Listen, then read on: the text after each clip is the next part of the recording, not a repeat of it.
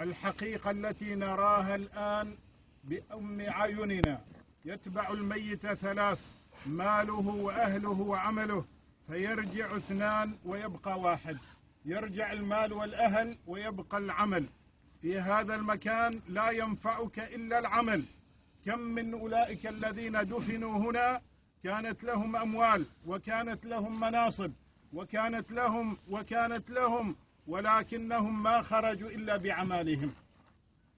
هذه القبور المفتوحة تنتظرنا. اليوم دفنا وغدا ندفن، اليوم حملنا غدا نحمل، اليوم نعزي غدا يعزى فينا، وهذه هي الحياة. ولكن كما قلت أن هذا أول منزل من منازل الآخرة، بين ذلك النبي صلى الله عليه وآله وسلم. لذلك الصحابة رضي الله عنهم عندما كانوا يأتون إلى المقابر يبكون بكاء شديدا، فلما سئلوا في ذلك قالوا إن هذا أول منزل من منازل الآخرة، فما كان فيه خير، فإن كان فيه خير فما بعده خير منه، وإن كان فيه شر فما بعده أشر منه. هذا المكان الذي نترك فيه أحباؤنا، نترك فيه آبائنا، أمهاتنا، زوجاتنا الذين كانوا بيننا، ثم تركناهم في هذا المكان.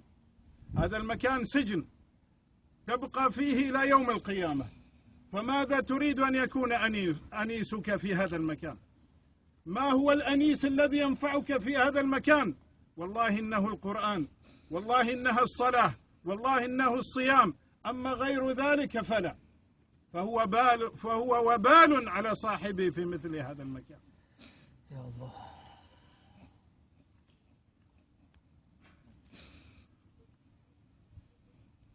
فإذا الله سبحانه وتعالى عندما يقول كل نفس ذائقة الموت، إنما هي رسالة موجهة إليك، ليس إلى هذا الميت الذي دفناه فهو قد ذاق الموت، وإنما هي رسالة موجهة إليك بأنك ميت لا محالة، فتستعد لهذا اليوم الذي يتركك فيه الأحبة ويغادرونك ويتركونك في مثل هذا المكان.